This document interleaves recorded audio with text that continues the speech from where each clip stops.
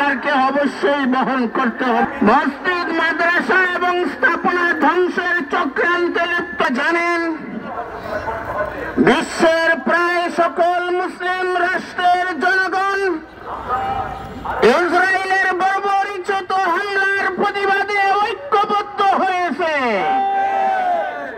Bangladesh, Pakistan, Indonesia, Malaysia সহ বিশ্বের অধিকাংশ মুসলিম রাষ্ট্রের জনগণ ঐক্যবদ্ধ।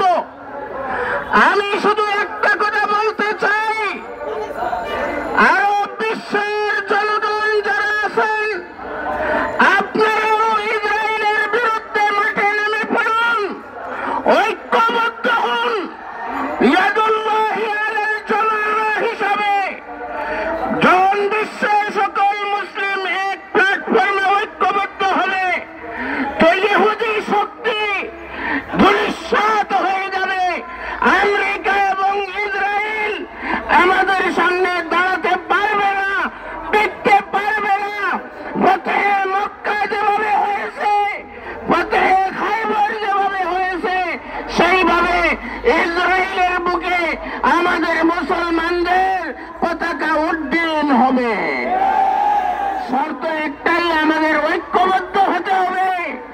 সকল মুসলমানরা ঐক্যবদ্ধ হয়ে গেছেন।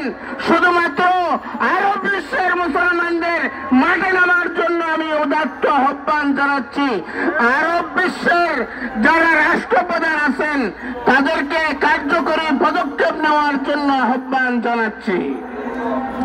জাতিসংঘ এই হামলার প্রতিবাদ জানাতে, এই হামলার প্রতিকার করতে ব্যর্থতার পরিচয় দিয়েছে।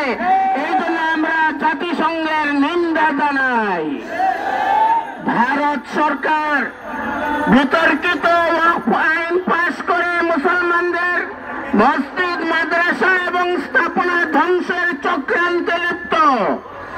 আমরা বাংলাদেশ, পাকিস্তান সহ সকল পার্শ্ববর্তী মুসলমানেরা এই বিতর্কিত আইনকে শুধু কয়েক দ্বারা স্থগিত করলে হবে না, সম্পূর্ণ বাতিল করতে হবে।